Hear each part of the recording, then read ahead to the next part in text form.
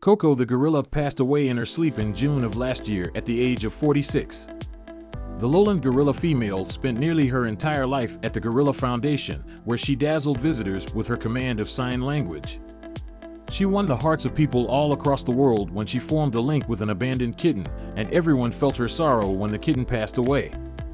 Koko was a unique scientific pioneer who, despite some controversy, left behind a plethora of studies on the history of language and the nature of ape communication.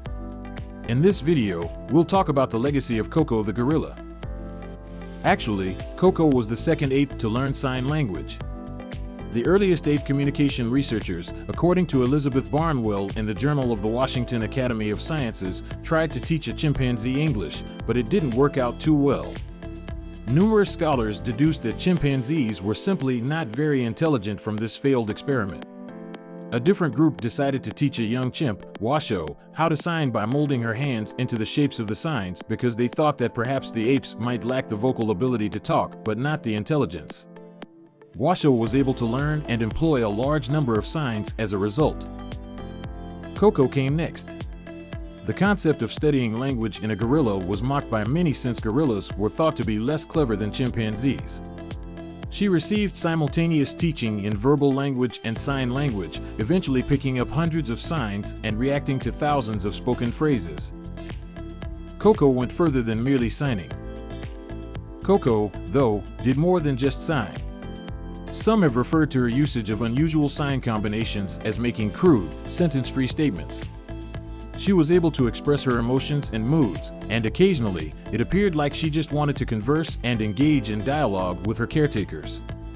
Most notably, she taught sign language to a different gorilla named Michael and communicated with him using special signs she never used with handlers. Many academics believe that she was actually using language because she was estimated to be nearly as intellectual as an average human toddler. Quickly, skeptics appeared, namely HERBERT, who conducted his own communication tests with Nim Chimpsky, a chimpanzee. TERRACE came to the conclusion that Chimpsky wasn't actually using language but was instead mimicking his caregivers, as Jean Marx explains in Science.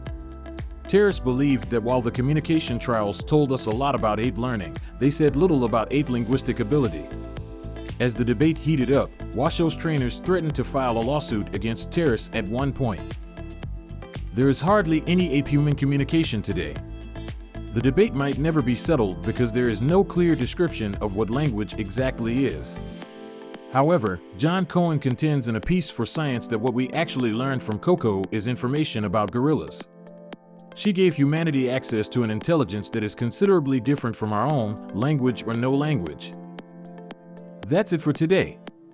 If you liked the video, smash the like button. See you in the next video.